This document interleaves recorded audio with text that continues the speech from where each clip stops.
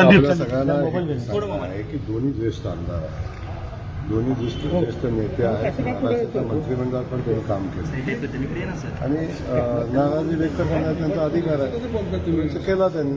त्याच्यामध्ये एवढा मोठा विषय काय आहे, मी त्यांच्या दृष्टीने खूप लहान कार्यकर्ता आहे, तेव्हा मी माझी भूमिका जी आहे ती माझी भूमिका मी पार पाडतो. तेव्हा जो निर्णय होईल आम्ही चर्चा केलेली आहे आणि बहुतांश ठिकाणी आमचं जे आहे ते समन्वयानं मार्ग निघतो. काही ठिकाणचा विषय आहे त्या संदर्भात आम्ही चर्चा करून मार्ग तुमचं आत्तापर्यंत जागा वाटपाव कधी भाष्य केलेलं नाही. आज पण मी आपल्याला सांगतो की सगळेच्या सगळे उमेदवार स्थानिक आमदारच ठरवतील आणि शहराच्या जिल्हाध्यक्षा चौघं मिळूनच ठरवतील. त्याच्यामध्ये कुठेही शंका प्रसंग घ्यायचं कारण नाही. जयकुमार गोरेचा व्यक्तिगत एकही उमेदवार सोलापूरमध्ये नाही, त्यामुळे तो तेच ठरवतील. शहरामध्ये कोणासोबत युती करायची आहे, जरी प्रस्ताव निवडणुकीचा प्रभारी म्हणून माझ्याकडे आला तरीसुद्धा स्थानिक आमदाराशी चर्चा करूनच त्याचा निर्णय होईल. नक्की थोडासा विषय तो आहे. एकमेकाच्या मतदारसंघामध्ये एकमेकाचे कार्यकर्ते आहेत आणि त्या अनुषंगानं एकमेकाच्या मतदारसंघात मागणी आहे. मला वाटतं तेच मुख्य कारण आहे ते. आमची मतदारसंघाच्या अनुषंगानं महापालिकेच्या उमेदवारांच्या नावासंदर्भात काही चर्चा आमची झाली, ती काही सार्वजनिक करायचा विषय नाही.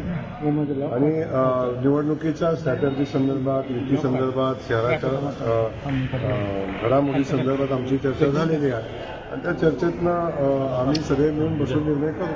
मला आपल्याला एक सांगायचं आहे की भारतीय जनता पक्ष नागपूर शहरा एवढा मजबूत मला वाटत नाही दुसऱ्या कुठं आहे. एवढी मजबूती पक्षामध्ये आहे. कार्यकर्त्यांची संख्या प्रचंड आहे. प्रत्येक आमदारांच्या कार्यकर्त्यांची संख्या नगरसेवक व्हायला इच्छुक असणाऱ्या प्रचंड आहे. एवढा प्रचंड कार्यकर्ते जेव्हा आहेत एकमेकांसोबत आणि ताकद तेवढी प्रचंड आहे, या परिस्थितीत थोडीशी होणार आहे. तिकिटा संदर्भात चर्चा होणार, थोडी घासाघासी होईल, थोडी नाराजी होईल. तेव्हा तुम्ही चिंता करू नका, अगदी व्यवस्थित मार्ग निघेल आणि आम्ही सगळे बसून योग्य मार्ग काढू. मी तुम्हाला पहिल्या दिवशी आठवतोय की पहिल्या दिवशी सांगितलं की शहराची निवडणूक ही स्थानिक आमदाराच्या नेतृत्वाखाली होईल. इथले उमेदवार स्थानिक आमदारच ठरवतील, स्थानिक आमचा पक्ष ठरवेल आणि इथल्या निवडणुकीच्या अनुषंगानं जी रणनीती युतीच्या संदर्भात आहे तेच निर्णय घेतील. या सगळ्यांचा समन्वयक म्हणून काम करण्याची जबाबदारी माझी आहे. ती जबाबदारी पार पाडू म्हणून काम करतो. तेव्हा माझ्यावर नाराजी व्यक्त करणं ह्याच्यावर दुसऱ्या कोणावर करणार. माझ्यावर नाराजी व्यक्त होणार. जे काय चांगलं झालं ते आमदारांनी केलं, जे काय खराब झालं ते पालकमंत्र्यांनी केलं. मी आजही सांगतो, बहुतांश कार्यकर्ते जे पक्षासोबत आहेत, पक्षाशी एकनिष्ठ आहेत, पूर्वीपासून कार्यकर्ते आहेत, त्यांनाच तिकीट द्यावे बहुतांश. आणि काही राजकारणामध्ये काही गोष्टी आपल्याला गणित बसवायला लागतात. शेवटी राजकारण आणि युद्ध त्या परिस्थितीमध्ये परिस्थितीनुसार लढलं जातं. त्यामुळे काही निर्णय घ्यायला लागतील. पण बहुतांश उमेदवार हे भारतीय जनता पक्षाचे मूळ कार्यकर्ते असतील आणि निष्ठावान कार्यकर्ते. 3 दिवस करावं एवढं काम शिल्लक राहिलेलं नाही. आता आमच्याकडं म्हणजे तेवढं कामच शिल्लक राहिलं नाही, त्यामुळे बाकीची कामं आम्ही त्या 3 दिवसात महायुती म्हणून मी पहिल्या दिवशी बसून सांगेन की भारतीय जनता पक्षाची सगळ्यांना सोबत घेऊन निवडणूक लढण्याची इच्छा आहे. आणि तेव्हा आमच्याकडे राष्ट्रवादी अजितदादा गटाचा कधी प्रस्ताव आमच्याकडे आलेला नाही. त्याच्यावर विचार करायचा प्रश्नच उद्भवत नाही. आमच्याकडे प्रस्ताव आलेला आहे एकनाथराव शिंदे साहेबांच्या शिवसेनेचा.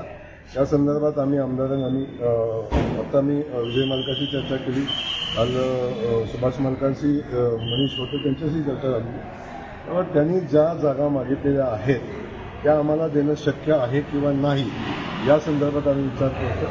त्यांची जी मागणी आहे त्याची आम्ही वरिष्ठांना कळवलेली आहे आणि जर त्या अनुषंगानं काही चर्चा सकारात्मक होण्याची परिस्थिती आली तर नक्की आम्ही तुम्हाला सांगतो. पण आमची करण्याची इच्छा आहे. आरपीआयचे काही लोक आहेत आठवले गटाचे, त्यांची काही मागणी आहे. परंतु त्यामध्ये काही गोष्टी आहेत की शेवटी आमचे कार्यकर्ते आहेत, त्यांचे कार्यकर्ते आहेत, युती करू आम्ही ठीक आहे. पण शेवटी ज्या सीटा देऊ त्या सीटा मागत असताना त्या ठिकाणचा आमचा मजबूत उमेदवार जर असेल, त्या ठिकाणी जर युतीतला आमचा घटक पक्ष सीट मागत असेल तर ते देणं शक्य आहे का नाही. त्या अनुषंगानं फक्त युतीची जागेची चर्चा करून जमणार नाही. शेवटी सीट्स कुठल्या कोणाला द्यायच्या आहेत आणि त्या ठिकाणी आमचे त्यांचे उमेदवार कोण आहेत हेही बघायला लागेल आणि त्याच्यावर चर्चा पहिली यादी नाही एकच यादी येईल आणि सगळी यादी एकत्र येईल.